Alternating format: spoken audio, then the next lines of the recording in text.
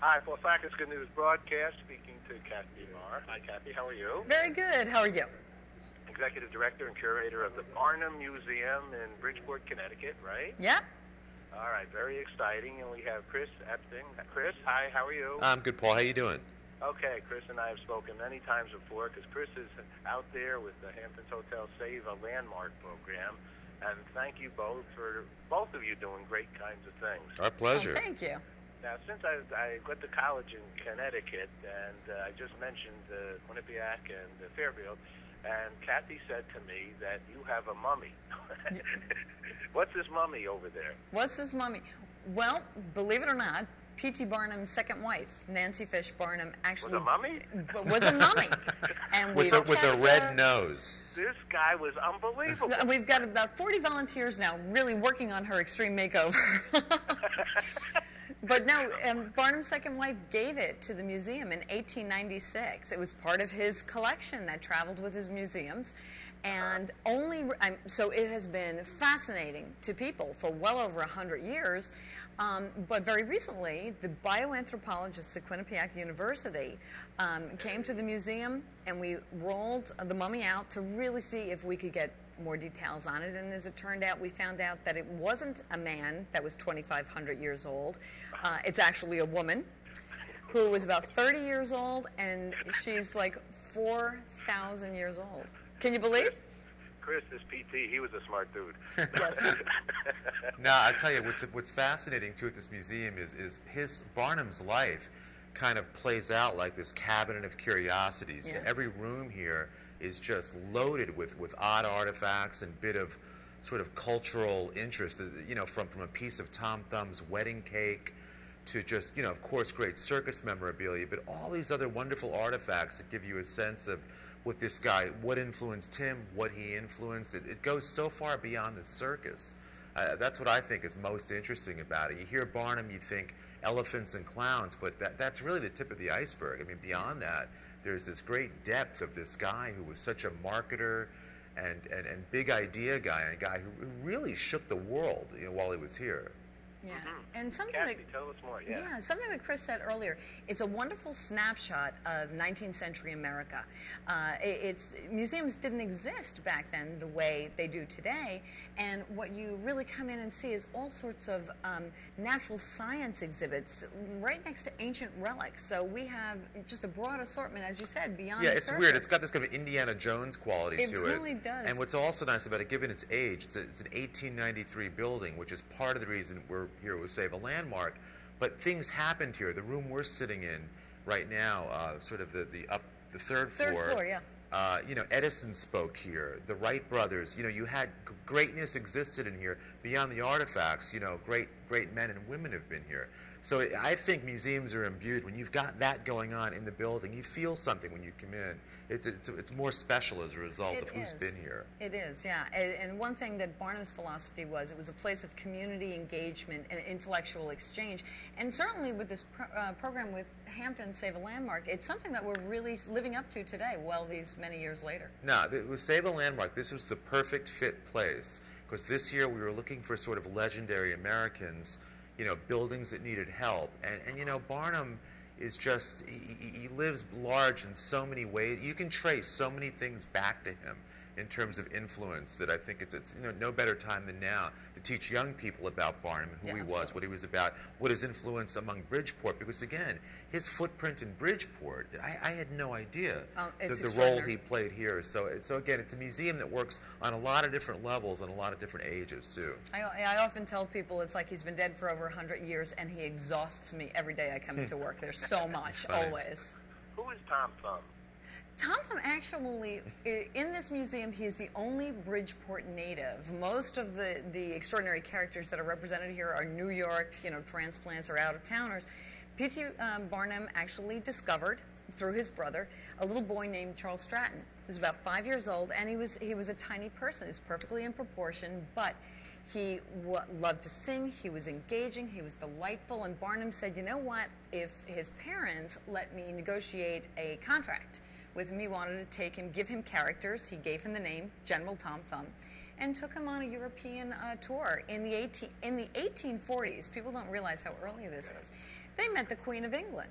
They performed for all of the royal courts of Europe. It was extraordinary. And through their lifetime, actually, Tom Thumb was a multimillionaire from a lot of these entertainments. So often people think, oh, you know, Barnum basically used people for his own gain.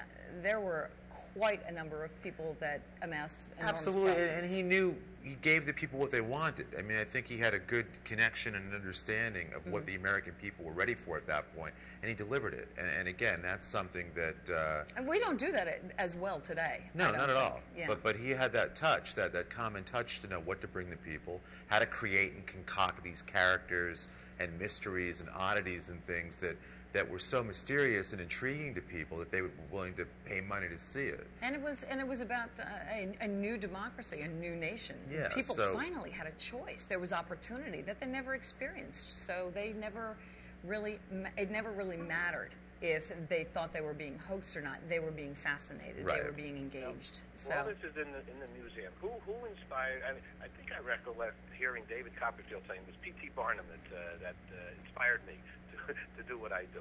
Who inspired P.T. Barnum? Who do you think?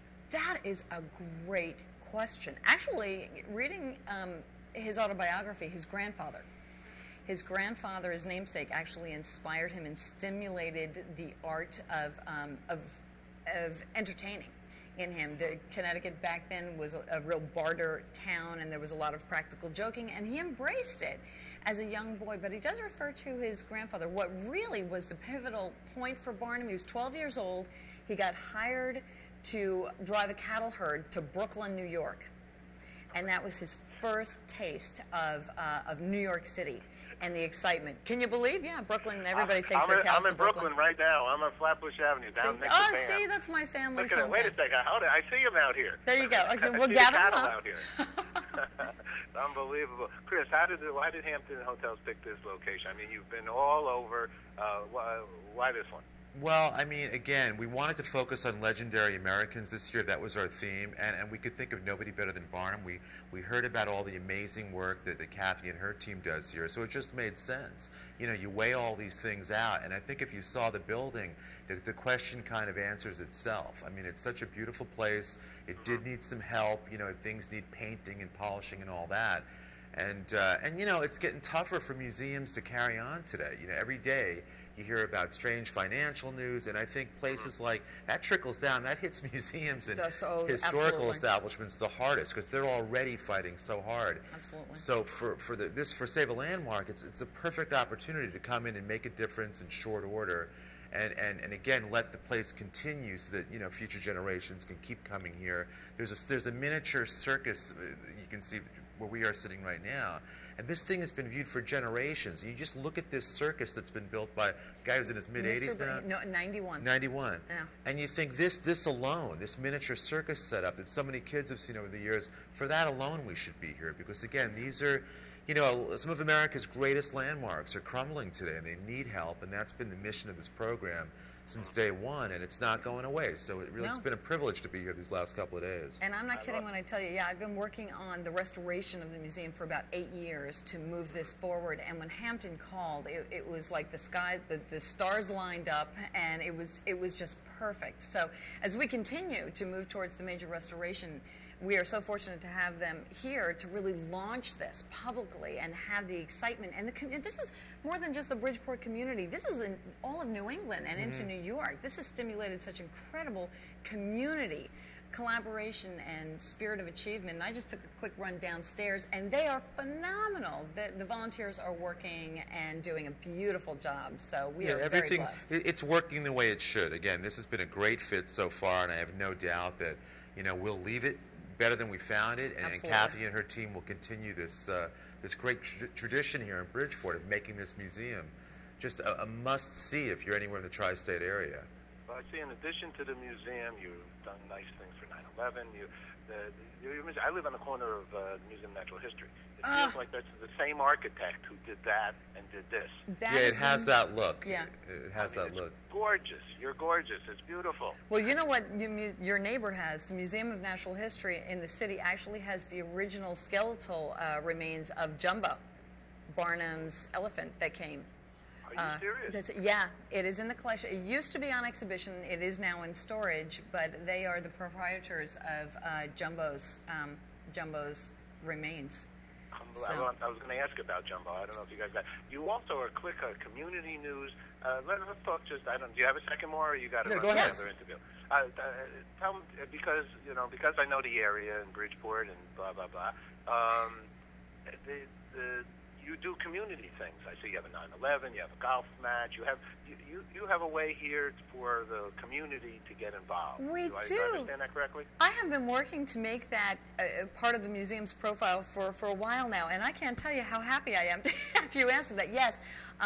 Barnum's philosophy was community engagement and exchange, and I felt that I should really look back to his objectives because they were so enormously successful. So we work in partnership with different artists, the Shakespeare, Connecticut Shakespeare organizations, the local theaters, all sorts of organizations in town, and we are so happy to do that. And really, it feeds up. It works for the museum. It gives us an opportunity to present programs. It gets people into the museum, and it gives our colleagues and our neighbors, whether they're the zoo or the science museum, a place to come down and really be a part of the greater vital downtown Bridgeport economic development, as it were, because it just all feeds up. So we've been doing that for a while now. And I'm so excited that you actually read that. I'm always. We only do good news, so it's all about positive people doing good things for the community. It says on here, on the beautiful picture of the museum, it says Science and History. Yes. So is that the actual building where it is? That is the actual building, and in bas relief on the building, it is Barnum Institute of Science and History. That's the original name. Wow. So yeah. Well, this is magnificent. It's well. Wonderful. And listen, again, once again, Paul, for your listeners, if they want to submit landmarks of their own, they can go to hamptonlandmarks.com. We're always waiting for the next sort of Barnum Museum to go off and find and help refurbish. So by all means, keep those lines of communication open with your listeners, and hopefully they'll submit something we'll go out and refurbish. Okay, well, you guys are doing a great job. I love the reality of landmarks. It's such a way for young people to know where we've been and now to see where we're going, because you guys are keeping going. So well thank put. you very much. Thank you. All right, thanks for sharing a lot of good news with us. Thank you so much. We're going to come on up there and say hello. Please do, absolutely. Okay, take care. Bye-bye. Thank you. Bye-bye.